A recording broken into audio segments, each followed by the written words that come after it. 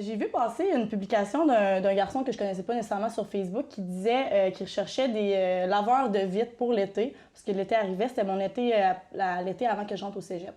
Qui cherchait des laveurs de vitres, puis moi j'ai vu 18 de l'heure à 25 de l'heure. Fait que là, moi, ting, oh mon Dieu, j'ai 17 ans, je me dis crime, ça serait le fun. Fait que j'ai regardé la fille avec qui je travaillais, puis j'ai dit est-ce que tu aimerais ça qu'on ait passé l'entrevue pour laver des vitres ensemble cet été? Fait qu'elle a dit oui, puis qu'on est allé passer l'entrevue avec ce garçon-là. Puis lui, dans le fond, ce qu'il y avait, c'était une franchise étudiante de lavage de fenêtres. Fait que moi, je connaissais pas vraiment ça à cet âge-là, mais il y avait une franchise. Puis il me dit, il me passe en entrevue, puis il me dit qu'il aimerait bien m'avoir pour que je lave les vitres. Puis moi, je le regarde, puis on dirait que c'est comme là que j'ai eu une petite cloche. Je l'ai regardé, puis j'ai dit, je veux laver des vitres pour toi cet été. J'ai dit, mais pour une raison, je veux un petit peu voir comment ça fonctionne, ton entreprise, parce que moi, dans un an, je vais être à ta place, je veux pas être à ma place, c'est moi qui veux passer les entrevues. Puis là, le gars, il dit bon, c'est sûr que là, tu as 17 ans, fait que tu peux pas, mais il dit, je vais te garder en mémoire. Puis là, j'ai dit, parfait. Puis là, cet été-là, j'ai lavé des fenêtres. Finalement, j'ai été comme jumelée avec une équipe de garçons. J'ai bien aimé ça. J'ai lavé des fenêtres tout l'été. Puis l'année d'après, je suis rentrée au cégep en gestion commerciale. J'ai commencé une technique de 3 ans en gestion commerciale. Puis le même garçon qui m'avait passé en entrevue, bon, ça avait été mon boss pendant l'été. Pendant l'été, c'est devenu aussi mon copain. Fait que là, c'est sûr qu'il y avait... Pendant que tu travaillais pour lui? Ouais, ben dans le fond, pendant l'été, Ça, c'était avant le MeToo, hein? C'était après, en fait, quand il est venu me revoir, puis il me dit, je me souviens de toi, tu m'avais dit que tu aimerais ça être à ma place. Fait qu'il dit, la franchise pour laquelle je travaille, dans le fond, ça s'appelle Groupe Residencia. Donc, il y avait des franchises de peinture, des franchises de tonte de gazon, des franchises de lavage de fenêtres. Il dit, il passe son entrevue, fait qu'est-ce que tu serais intéressé à venir passer les entrevues?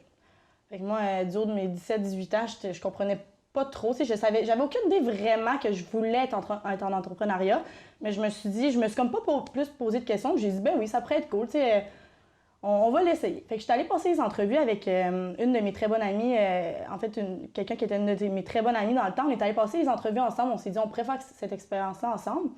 Puis, première entrevue, ça va super bien. C'est sûr que c'était comme vraiment stressant pour moi parce que c'était comme un monde que je connaissais pas. C'était des entrevues de 1 heure que tu devrais quand même beaucoup te préparer, faire un pitch de vente quand moi, je savais même pas c'était quoi un pitch de vente. Première entrevue, ça l'a passé. Deuxième aussi. Troisième, c'est le directeur de Québec, dans le fond, moi, vu que j'étais à Québec, qui me passe en entrevue, puis il me dit que je suis prise. Donc, j'étais comme prise dans un projet que je savais même pas vraiment dans quoi je m'embarquais.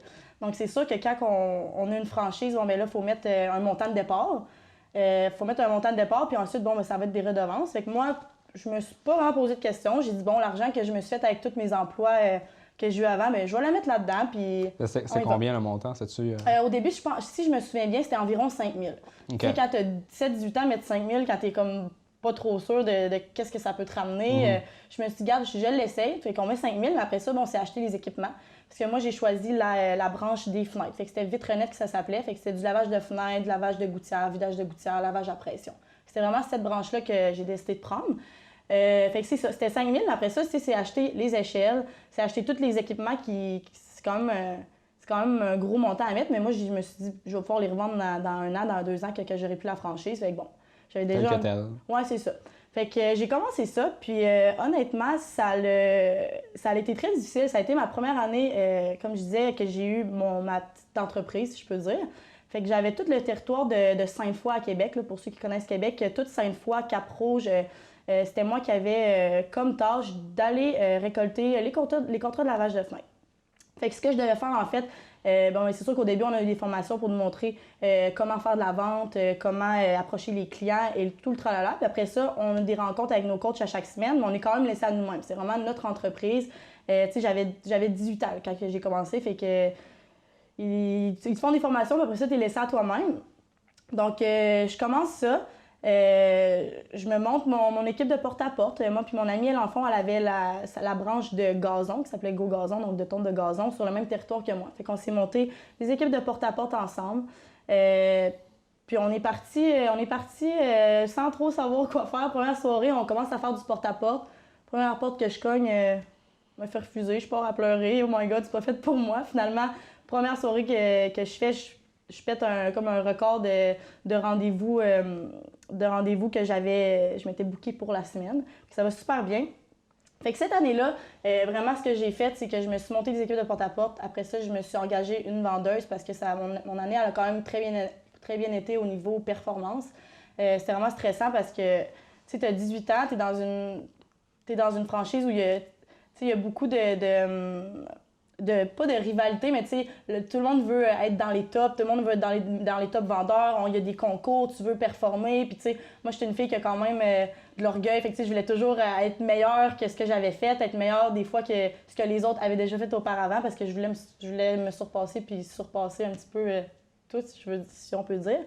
Fait que cette année-là, ça a été dur sur le moral, je me suis dit que plus jamais je voulais avoir mon entreprise de ma vie. Pour moi, c'était fini, j'étais là, même si j'avais très bien performé au niveau professionnel, les chiffres, j'avais été dans les tops franchisés de cette année-là. Ça avait super bien été, mais je me suis dit, je veux plus être dans C'est quand même impressionnant là, parce que tu dis pas toute l'histoire là, en ce moment. Je sens que tu caches certaines choses. Donc, tu avais combien d'employés? J'ai eu, au total, dans mon année, j'ai peut-être eu une trentaine d'employés qui sont passés. Puis en même temps, j'en ai eu environ, je peux dire 15 qui roulaient en même temps. Fait que pendant le temps du porte-à-porte, j'avais peut-être 10 personnes qui faisaient du porte-à-porte pour moi. À un moment donné, il y a eu une vendeuse qui est entrée pour faire des contrats pour moi parce que là, pour aller, dans le fond, faire des estimations pour moi parce que là, j'étais plus capable de fournir. Fait que j'ai eu une vendeuse. Là, parce que là, c'est les gens qui faisaient du porte-à-porte pour prévoir des rendez-vous avec toi. Exactement, pour prévoir des estimations avec moi. Donc moi, après ça, je devais me rendre aux maisons pour faire une estimation, closer un contrat. Puis mon taux de closing, si on peut dire, était quand même très, très bon. Donc j'avais mes personnes en porte-à-porte étaient très bons parce que je les avais bien formées. On avait beaucoup de rendez-vous, je closais mes rendez-vous. Donc j'avais beaucoup de contrats qui s'en venaient pour l'été, mais on dirait que je voyais pas ça arriver. Fait que je vendais, puis là, le printemps arrive, puis là, il faut que j'engage des personnes qui vont laver les fenêtres. Mm-hmm. Mais là, comme je te disais tantôt, j'ai eu la chance, en fait, que la personne qui m'a recrutée est devenue mon copain. C'était pas pendant l'été que je travaillais pour lui, ça a été après que c'est devenu mon copain. Donc, lui, il faisait Vitronette en même temps que moi. Donc, j'ai eu une aide de sa part exceptionnelle. Il m'a aidé, il m'a guidé. Fait que, par exemple, les formations pour les personnes qui lavaient les fenêtres, moi, j'avais un certain chiffre d'affaires. J'avais besoin de tant d'équipes par jour qui faisaient tant de maisons parce que là, personne ne prend des contrats pour printemps, pour l'été puis pour l'automne. Mais justement, là, en parlant de chiffre d'affaires, tu as dit que tu étais dans les top chiffres d'affaires. Ouais. Combien? J'ai fini à 89 500 environ, si je me souviens bien.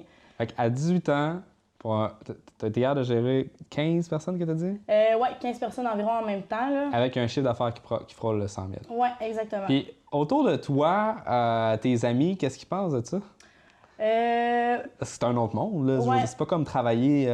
Oui, mes amis, qu'est-ce qu'ils pensaient de ça pendant que je faisais Vitronette? Oui, ils ont dû trouver ça bizarre un peu. Ma meilleure amie, dans le temps, le faisait avec moi. Donc, OK, pour le gazon? Oui, pour le gazon. Puis j'avais une autre amie aussi qui était rentrée dans le projet, qui faisait le gazon aussi. Honnêtement, vu que c'était ma première année de cégep en plus, c'était quand même une grosse année au cégep, ils voyaient que... je rushais. Là. Souvent, là, j'étais dans mes cours, puis il fallait que je sorte de mes cours pour aller répondre à des téléphones de clients. Ça est déjà arrivé une fois là, que j'étais dans un cours, puis tout le monde autour de moi, pas tout le monde, on était en fin de cours. Fait que j'ai dit, je reçois un appel d'une cliente, on peut-tu juste faire silence comme?